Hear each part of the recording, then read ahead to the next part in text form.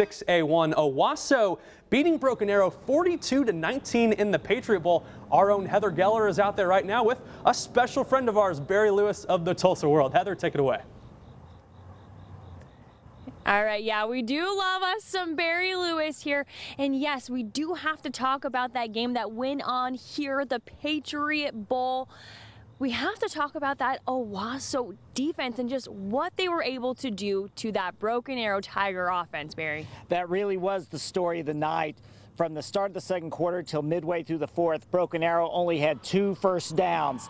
During that time, Owasso outgained the Tigers 333 yards to 25. Never would have imagined it against a team that's the defending state champions and had won 15 in a row. No, not at all. Great game out here.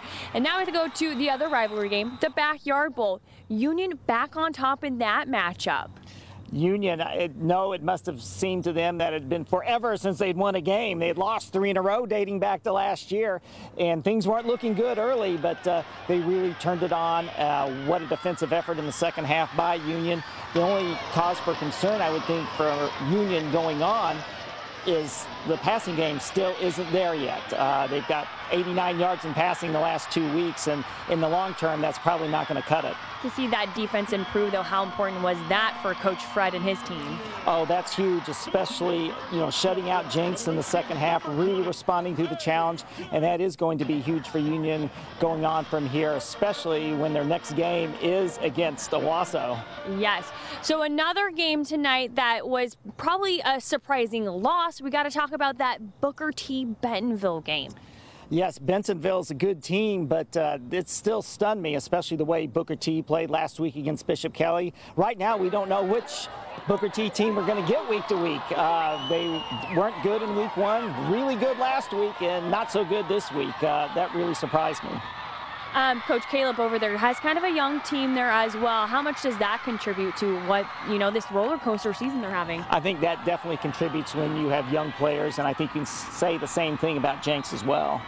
So you're a man who loves records. We got to talk about the big one shattered out there tonight. Savion Morrison breaking Spencer Tillman's record. Yes, that was a special moment at Edison tonight.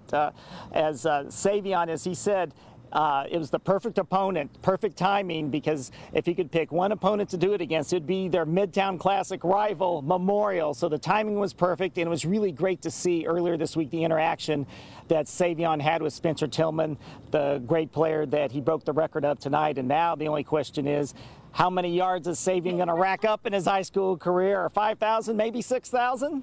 The sky's the limit, right? It really is. All right, perfect. Well, be sure to pick up a copy of the Tulsa World, catch Barry's write-ups and all the other sports writers as well for all of your high school football coverage.